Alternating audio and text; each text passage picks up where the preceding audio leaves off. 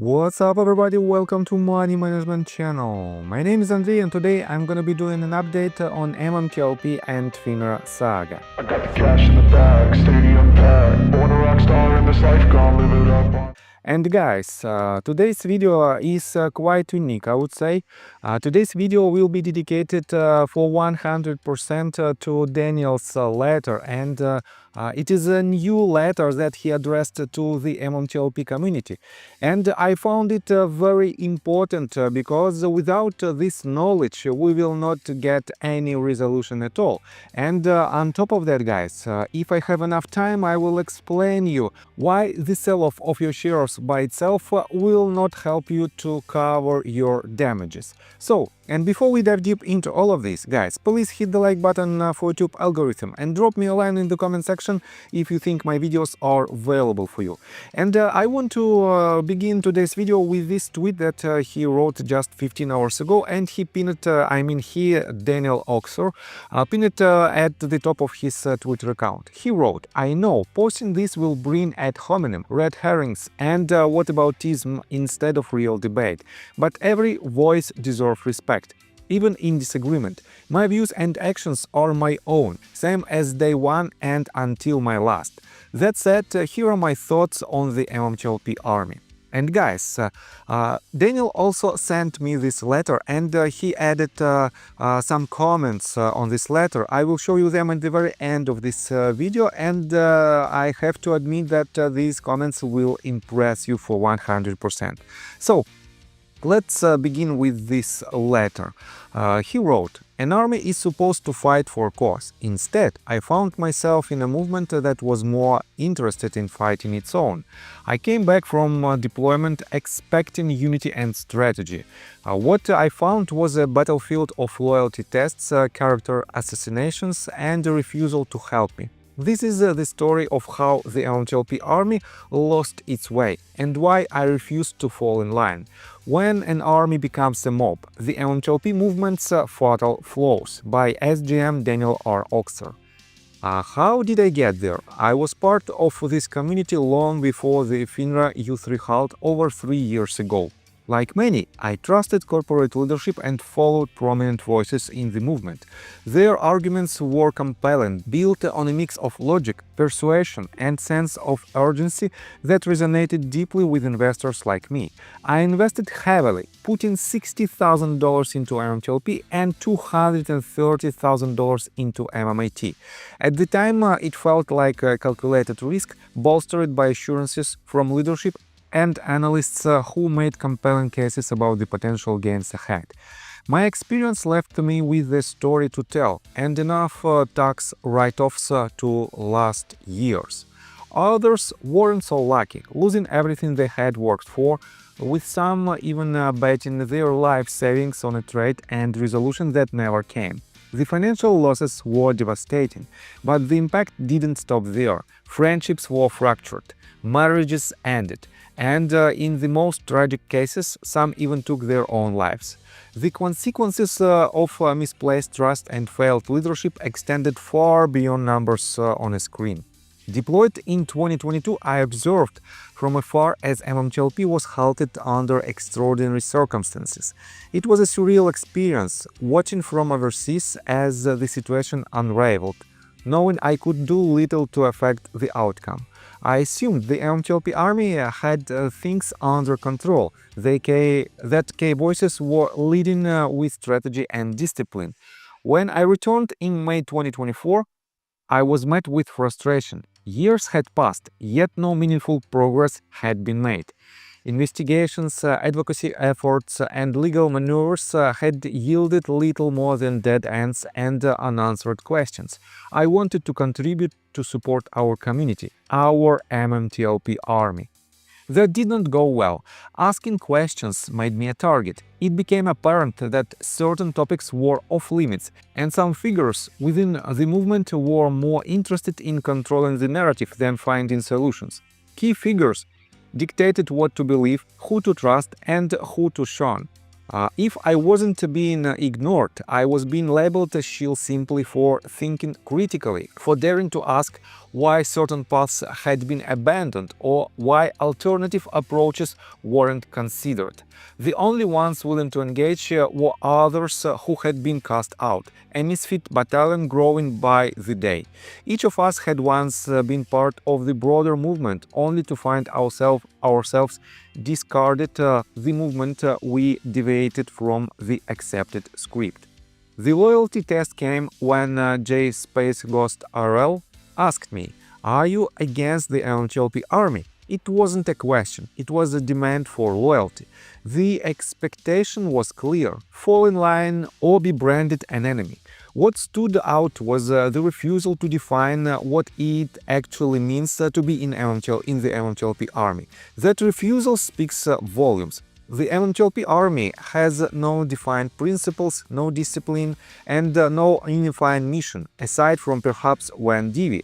It was devolved into tribalism, loyalty tests, and suppression of critical thinking. Real investigation requires examining facts, challenging assumptions, and testing suspicions. But within the MMTLP army, questioning certain figures is no longer about truth. It's a punishable offense. If the movement wants to be stronger, it must embrace accountability and hard questions. Some will call this argument divisive. But the true division began when loyalty became a matter of worth. No real movement is weakened by critique, only by refusing to face uncomfortable truths. Creating new spaces for thought and the backlash followed, seeing how many were shunned for seeking answers. I helped create Team 1209, it is a legal working group, and Team 1213, Congressional Working Group. These were not alliances, but just independent spaces where MMTLP investors could work together without fear or reprisal. Participants engaged freely, no loyalty test, no excommunication, just action. The hope was to provide a haven for those who had been marginalized for simply wanting to push for results. And the response? We were attacked, ridiculed, and called shields, because anything outside the most holy church of Burda is treated as a threat. Let's be clear, Team 1209 and Team 1213 are neither illegal nor unethical. They exist for the same reason the MMTLP army did: to collaborate, share information, and act. The hypocrisy is evident. The same people who demand transparency for these groups refuse to offer any about their own agendas. Their anger isn't about secrecy, it's about control. The fallout from filing a lawsuit was expected, but not from my own supposed allies. Some had already turned against me for simply engaging with Scott Roth.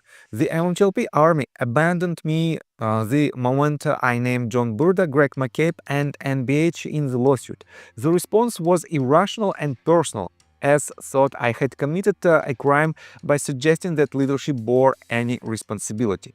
When I later revised the case to focus solely on the SEC, it made no difference. The damage had been done in their eyes.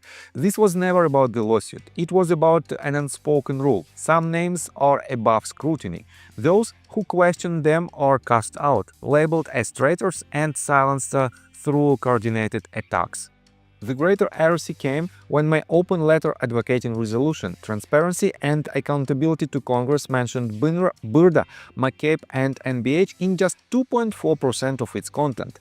Yet people refused to sign it over those brief paragraphs and actively sought to prevent others from signing as well.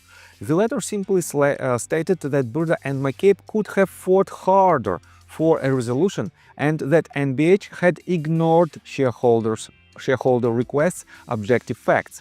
Yet, because these points changed the perceived infallibility of certain figures, they were treated as blasphemy. The remaining 97.6% of the letter was ignored. Since when do movements require 100% agreement? Compromise builds bridges, dogma and abstinence do not. Those who claim I'm exaggerating the cult-like behavior ignore the reality. Disagreement isn't met with debate, it's met with attacks and banishment. An army that doesn't act like one. The MMTLP army loves veterans until any of them challenge their beliefs. I'm a decorated 28-year senior military official who coaches, teaches, and mentors real organizations and armies. If anyone understands what an army should be, it's me. And this isn't an army. Yet I've been called a fictional character accused of stolen valor and labeled a Fort Bragg psyop shield. Why? Because questioning Burda or McCabe is apparently a military operation. The irony is palpable. As George Carlin once observed, it's a big club and you ain't in it. For those who say winning is impossible, I challenge you. Are you adding value or just tearing others down? Many were deceived. Regardless of market mechanics, legal loopholes or technicalities, why do some continue kicking those who have already been wronged? Are you contributing, or it's your sense of empathy so warped what you can't stand to see others process their losses? To those who dox, harass, and bully others, rethink your actions. If your goal is justice, then why tear down those who are fighting for the same cause? Attacking others only weakens the movement and fuels division. Are you contributing to progress or simply amplifying the very dysfunction we claim to oppose? If we succeed where others have failed and resolution finally comes, will those who once deterred or willingly harassed others offer thanks or an apology? Unlikely. But I would help them anyway, because it's the right thing to do, even if they were wrong. If you want an army, value every soldier. If you prefer a mob, so be it, but I opt out. So, I will answer the question that was never answered myself. What does it mean to be in the MMTLP army? Being in an army means standing for something bigger than individual leaders. It requires discipline, accountability, and commitment to the real mission. It means seeking truth, not blindly defending individuals simply because they are seen as allies, or worse, as saviors. We don't fight each other over petty differences. We build each other up for the right reasons. A real army values discipline, not mob rule. It follows strategy, not emotional retaliation. It prioritizes accountability over blind loyalty. It seeks truth, not narrative control. I'm apparently not in the MMTLP army. Maybe I never was, and that seems unfair. That seems like a shame to me and many others, because despite disagreements and arguments over what to do about it, all anyone wanted was to help achieve a resolution. And guys, I am for 100% agree with Daniel.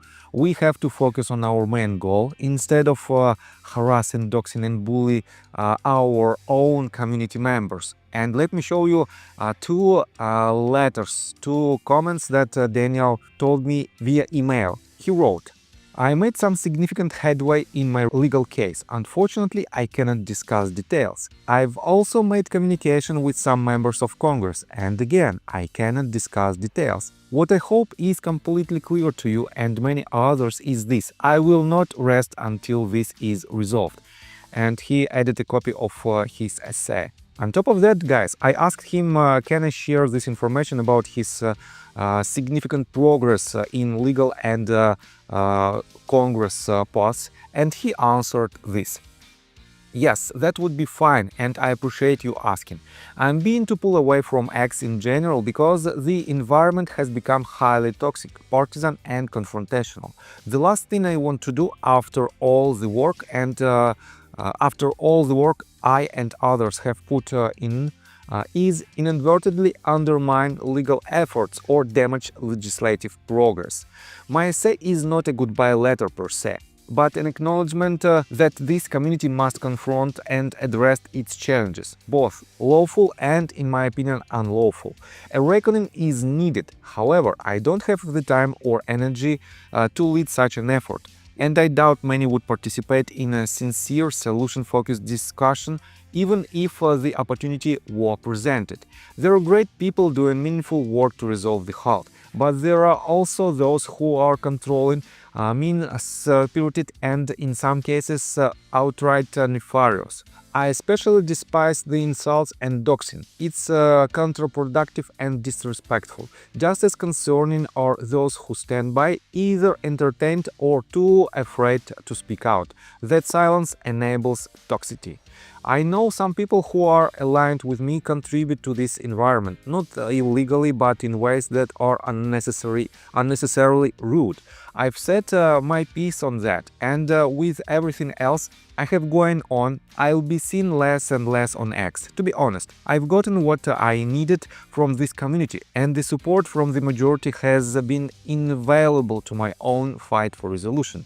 This battle isn't won on X, and frankly, I'm tired of wasting energy on the infighting here. I appreciate what you do for this community. You are clearly a good man with a reasonable head on your shoulders. You can share this too. I know you will ask.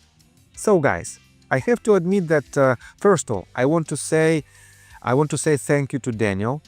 And this is the most important part of my today's video, because guys, his efforts are enormous, and you know that he invested a lot.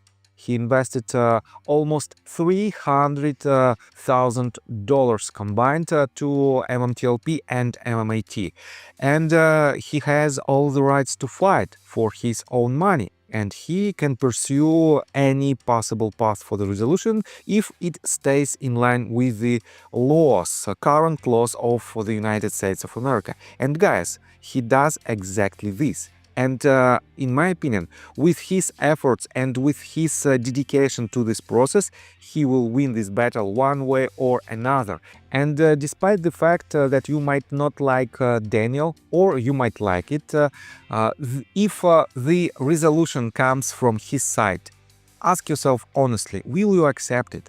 And if you dox him or other people who helped him, will you apologize? Time will tell. But for now, guys, if you agree with his statements and if you want to help him, you can still sign this petition, this open letter.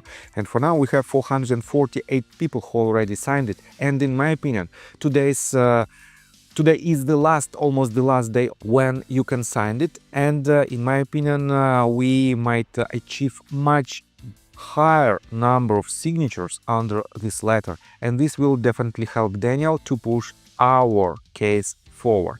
And guys, let me tell you my personal story. I have a wife and 2 children aged 11 and 15, as well as a small dog. After 30 years of living in Russia near the Baikal Lake, we decided to move. Now we reside in Serbia.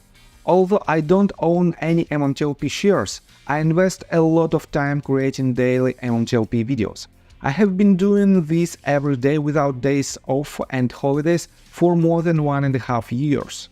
Now I wish to buy back this time from my family, from my children. We've agreed that I will ask the MMTLP community to support me, and I will give all the money to the children. Therefore, if you believe that I am providing useful content for you and wish to support me, you can join my Patreon account. For $5 a month, I will add your name to my list of supporters if you wish. Thank you in advance.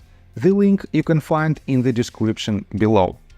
So, I think that's all information that I want to provide you. If you like my video, please hit the like button and subscribe to my channel, and see you guys and girls next time. Bye! I got the cash in the bag, stadium packed. Born a rock star in this life, gone live it up on the attack. Baby, I'm bad, I just wanna get caught up in this life. I'm crazy, I'm mad, doing no cap. Only God wants you.